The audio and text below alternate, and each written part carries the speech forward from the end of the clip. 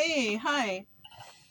I'm Mona. This is a Sacred Geometry Universe video journal diary for February 12th, 2024. So, I've been uploading a lot of videos, okay? Because I'm under a lot of stress, and I think it's the best idea for me to make the videos when I'm feeling like this, so I can, because talking things through, it helps, okay? It helps a lot, and it calms me down, and I'm getting a message out, at least, for whoever watches. I know not too many people watch. I don't advertise my channel all over like that, but I am here trying to do something, okay? So I did send that letter out, but I got a mailer demon report back saying that the Office of Inspector General, the Michael Massal guy, it didn't go through. So I kind of spent it this morning kind of looking up, where is this person's email, so I can copy and paste and send them the email, but I could not find it anywhere. And you know what's crazy is, like 5 years ago when I was dealing with the Office of Inspector General, I did contact them. So I'm not sure why I can't find the emails anywhere today. I do remember the lady who told me, to keep fighting and all this for the veterans. I think she might have given it to me, but I'm not sure. So I took a different route. The email still went out, and it went out to, the alternate people that I spoke about. But, I couldn't find the email. So this is what I did. I went to the Office of Inspector General website, and they have an area there where you can fill out a form and put down information there to make a complaint about, whatever you want, whatever you think, and then they will contact you back, and I understand it's probably going to be because the VA is so, I don't know. It's probably going to be a long time from now. Maybe I'm going to be forgetting about it by then. You know what I mean? Until they call me back. Because I remember that when I did contact a lot of people in the past,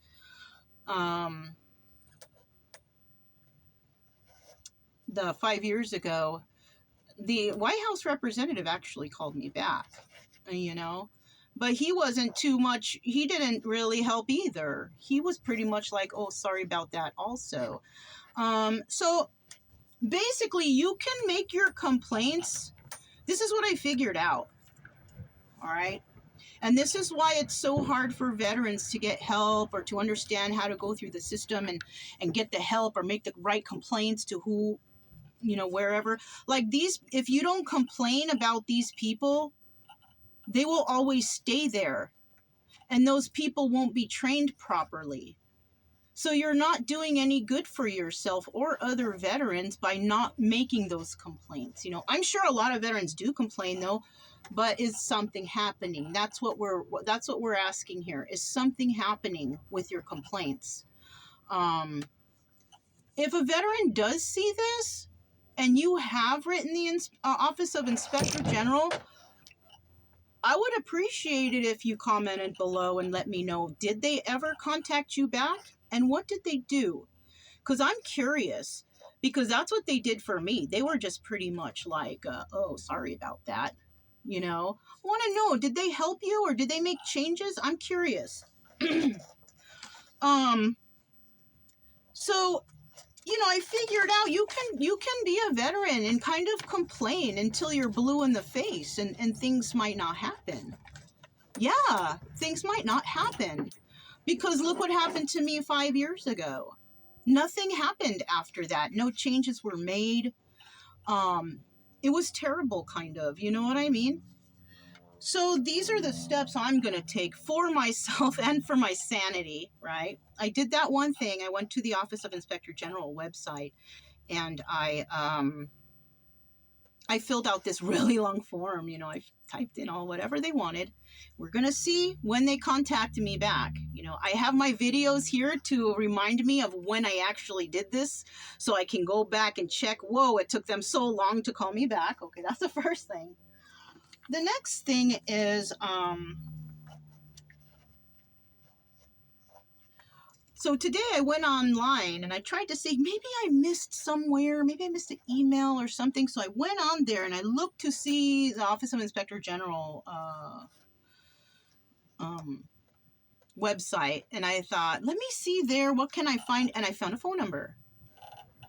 So I called that phone number and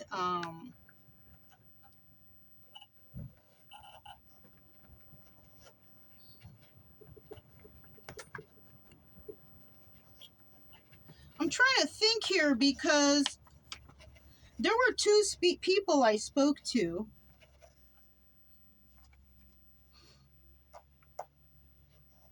Okay, so this morning, a woman named Kenyatta called me, and she called from the Veteran Crisis Line. They were want to return a call, make sure I'm okay. She is an excellent person to be working there. All right, I happened to find out that she is a veteran, right? Like, I didn't ask her up front. I just started talking, and she was listening. She listened. She didn't interrupt me. Kind of like Sean. Oh, I don't think I spoke about Sean. I'll speak about him after this. So she was listening the whole time. And then I made the comment. I said, you know, people who answer the phones there should not be some veteran's wife with a high school diploma or this, that, and the other. I said it should be either a veteran, somebody who has been in this field for a substantial amount of years, or like a mental health professional, psychologist, something like that, right? That's a person that should be, somebody like that should be answering the phone. And then I asked, and then when I said all that, I was like, are you a veteran? And she says, yes, I am. So I knew it. You know, she was one of those things I mentioned. A veteran, educated, has experience or whatever. You know what I mean? She was one of those. I knew it because of the way she was. Okay? So she was excellent. And yeah, she helped me out. We got some things cleared up. The weird thing about it, though, is she was calling from St. Louis. So their systems, you know, all the systems of the VAs are not connected, but they could find like basic addresses. I didn't even live near St. Louis, and I've never been near St. Louis in my life. So we have confusion. Right? We have confusion. I came from St. Joseph. That's nowhere near. You know what I mean? So we have some confusion here. Okay? On top of that, I have to keep repeating over and over and over again that I am a traveler. I do not have an address. I mean, I do, you know, because I need an address to pay my insurance and all these things. Yes, I have to be legal out here. I can't be out here fooling around like that. So, you know, so I kind of have my home base there in St. Joseph, which that's where I'd like to head back to be honest with you. Once this is all done, I'm going back over there to take care of my personal business. But she was good, and she let me know that, you know, they're going to call me. It's like she gave me a warning that the Veteran Crisis Line going to call me. But, you know, she also agreed, because I found this out from Sean, the person I spoke to the day before, that yeah, if you call the Veteran Crisis Line, you guys, any veterans out there, if you don't like the way that person's talking to you, just tell them that you're going to hang up and call back, because you don't like how they're talking to you, basically.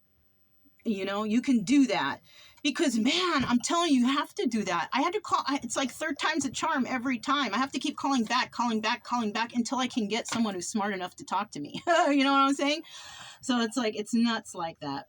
So then, you know, let me back up a little bit and talk about Sean. So Sean was my third time the charm yesterday. I was pissed. I was very angry. I was very, very mad. And I said some very terrible things to those people on the phone. before him. I know I'm smiling because I'm kind of thinking it's kind of funny, but you know what? It's really not. It's really not. Because I'm almost positive that I made those women feel absolutely horrible. And, you know, I apologize, but you shouldn't be working there. I'm sorry. You shouldn't be working there. You need to go into a different department. If you want to work for the VA because you want that money, you got to go to a different department. See, the VA is hiring people. They're not qualified to deal with veterans, and this is a problem. Okay. So anyways, I finally got a hold of a Sean, some guy, you know, he was in Louisiana or something, like, you know, but you know, before I called him, because before I call each of these people back, I try to take a breath. The other person that comes on the phone may be very, very good. So just calm down. So that's how I do. And then I call back and somebody answers. Boom, another dummy. You know what I'm saying? So it's like, you know, I hung up on them. Take it calm, take a chill pill, right? Relax. So that's what I did. Call back, and then boom, Sean picks up. Okay. And I start talking. I tell him my first thing. I said, listen, let me tell you what's going on. And when I'm ready, I'm going to give you my social and my name, okay? He said, okay. So he let me talk, and I talked even for a long time, and he did not interrupt me. And when I felt comfortable, I just said, my name is this, and my social is this. He said, thank you very much. He went on there. He was the best. I was so upset, you know, by the time, you know what, I think I did talk about him, about, you know, doing this thing. Yeah. He's the one that got me to I did talk about him. Sorry, I can't remember sometimes the videos in the past, you know, that guy was, I really appreciate that guy. I really do. But yeah, he's the one that helped me to realize that I don't want to kill myself. I'm just angry and I need to stand up for myself. And that's what I'm doing, you know. So another thing, because I think I did talk about him. So let's just move on. Another person. So then when I looked at the Office of Inspector General website, I found a phone number. And it was like right under his name. So I was like, ooh, let me call him. Maybe he's going to pick up. That's, you know, that's hopeful thinking, wishful thinking. But I called and a lady answered. And she was very nice. She was, you know. And I said, hi, how are you today? My name is ba ba ba ba ba ba. I told her this, that, and the other. And I started talking. And she started listening. She was listening, like listening. And I kept talking and doing this, saying this and saying that. She knew, she didn't know who I was even. She didn't know who I was, but she listened, you know? And it's not even the crisis line. It was a different thing, you know, having nothing to do with mental health. But she knew how to be on the phone. Like, she was intelligent. I'll tell you what. I knew it. I knew there was something about her. So I was talking to her and, you know, like, she was quiet the whole time and listening. And then when I let her speak, then she spoke. And we talked about a lot of things. And she told me what to do. She gave me a email to write to. This lady's name was Michelle. I'm going to tell you what. She was not a veteran. She wasn't. But you know what? I said, are you a veteran? She said, no. I said, but you have an education, don't you? She's like, well, yeah. So you see, I told you, people who are veterans, people who have some sort of degree or education, somebody who has worked in this field a substantial amount of years, or some sort of psychologist or psychiatrist or psychologist, whatever, you can tell that's who you're talking to on the other line because of the way that they act on the phone.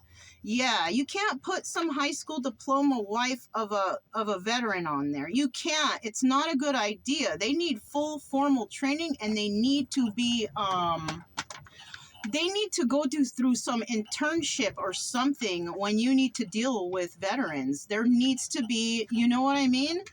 Because I believe that, I was telling one of these ladies, I don't know which one, an example.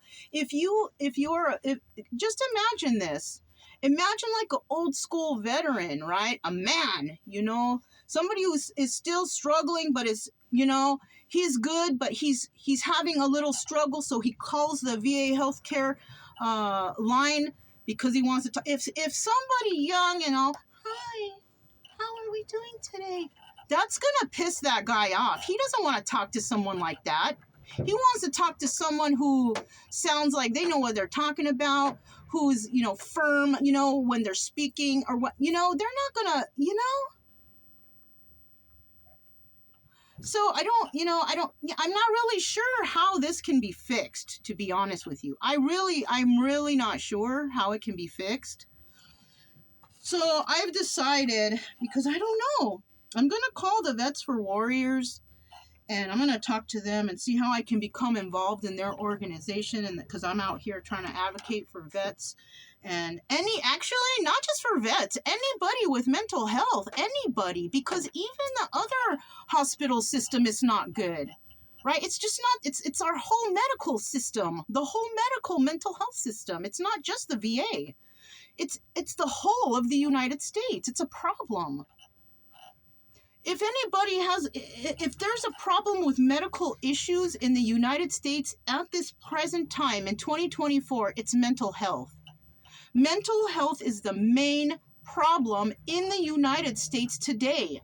This is why you see all the homeless in downtown LA, homeless in Austin, homeless in all these other places, because everybody's got trauma and they're all on dope. And those people can't get the help, so they end up, dying out there. You know what I'm saying? So this is the main problem in the United States today, is the mental health issue. If we can make that a priority, because mental health causes stress, anxiety, COPD, a number, mental health, stress, and anxiety, they all go together. And when you have all that, it attributes to other health issues, depression, heart problems. Those things happen. If we can cut down the problems that we have with mental health, we can cut down physical problems that arise in people with the mental health, because the mental health leads them to have these problems. For example, stress is the number one killer, leads to COPD, you die, right? If you have stress, why? Because you have a mental health problem. What is the mental health problem? I don't know. Let me go to the doctor and find out. It's okay. We'll just give you a pill, because that's what they do. They don't help you to figure out your triggers, because the trigger is the thing you need to find out. Why do you feel the need to mask the thoughts you have of the past, right? This is getting very long, sorry. Anyways, you guys, I'm going to let you go for now.